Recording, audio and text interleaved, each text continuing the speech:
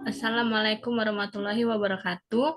Kami dari kelompok 4 akan mempresentasikan hasil tugas kami tentang instrumen kebijakan moneter, pengendalian inflasi dan nilai tukar yang diampu oleh dosen Pak Hamdi, SE, MSI, dengan saya sendiri Sinta dengan NIM 202101058 dan teman saya Dwi Stipani Panjaitan dengan NIM 202101053.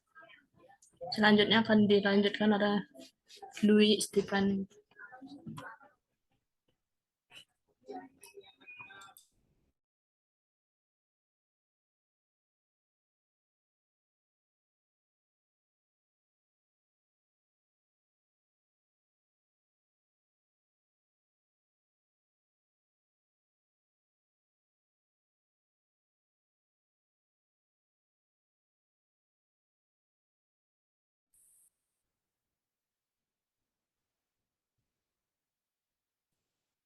Assalamualaikum warahmatullahi wabarakatuh. Kami dari kelompok 4 akan mempresentasikan hasil tugas kami tentang instrumen kebijakan moneter, pengendalian inflasi, dan nilai tukar. Dengan dosen pengampu Pak Hamdi, SE, MSI.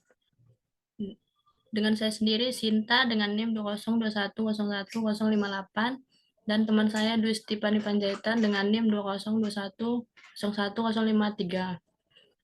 Akan dilanjutkan oleh Dwi Stipani.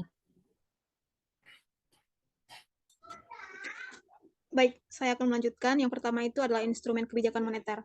Nah, instrumen kebijakan yang moneter yang pertama yaitu ada dua. Yang pertama kebijakan diskonto atau yang disebut dengan diskon rate. Kebijakan diskonto ini merupakan instrumen kebijakan moneter yang mengukur melalui tingkat suku bunga bank.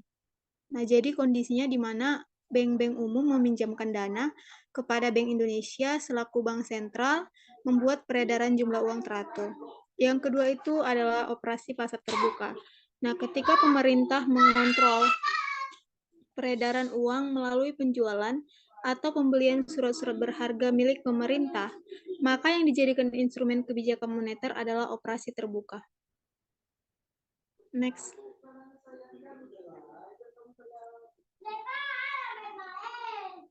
Yang ketiga itu ada kebijakan rasio cadangan wajib.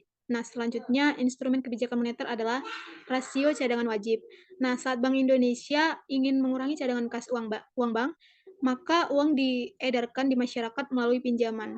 Yang keempat itu adalah penetapan suku bunga acuan. Dalam mencapai tujuan kebijakan moneter, maka Bank Indonesia memiliki wewenang dalam mengendalikan peredaran uang melalui suku bunga. Yang kelima itu adalah imbauan moral. Nah, terakhir instrumen kebijakan moneter adalah imbauan moral. Dalam hal ini, Bank Indonesia selaku bank sentral menghimbau seluruh bank umum untuk menjalankan kebijakan penurunan atau peningkatan suku bunga pinjaman.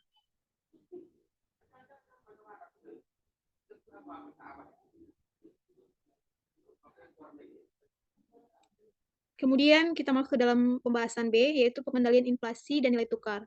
Nah, pemerintah bisa menekan laju dari inflasi dengan melakukan beberapa cara. Ada 3 cara mengatasi inflasi pada suatu negara.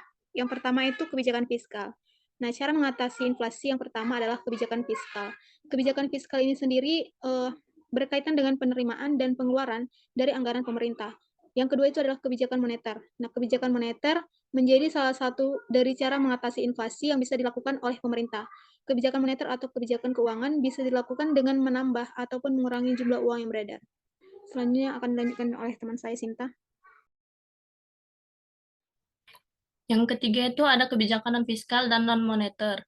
Cara mengatasi inflasi yang lainnya adalah dengan kebijakan non-fiskal dan juga non-moneter.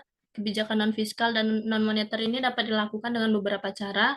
Yang A, menambah hasil produksi. B, mempermudah masuknya barang impor. C, pengawasan distribusi barang.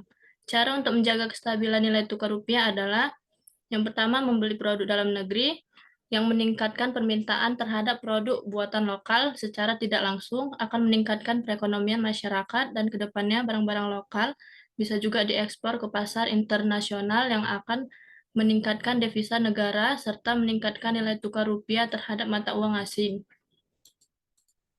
Yang kedua, mengurangi pembelian nilai tukar rupiah adalah luar negeri.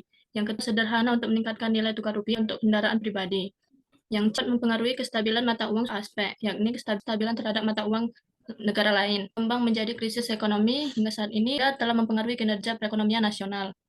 Yang D, ada kebijakan demi menjaga stabilitas nilai tukar rupiah, neraca berjalan yang semakin melebar. Pemerintah Jasa Keuangan atau OJK dan beberapa instansi buat kebijakan. Salah satu yang menyebabkan sepanjang tahun ini dan menyebabkan Indonesia mensiasatinya dengan membuat aturan mengenai kenaikan pajak barang impor. Sekian presentasi hasil dari kelompok kami. Kami ucapkan terima kasih. Terima kasih.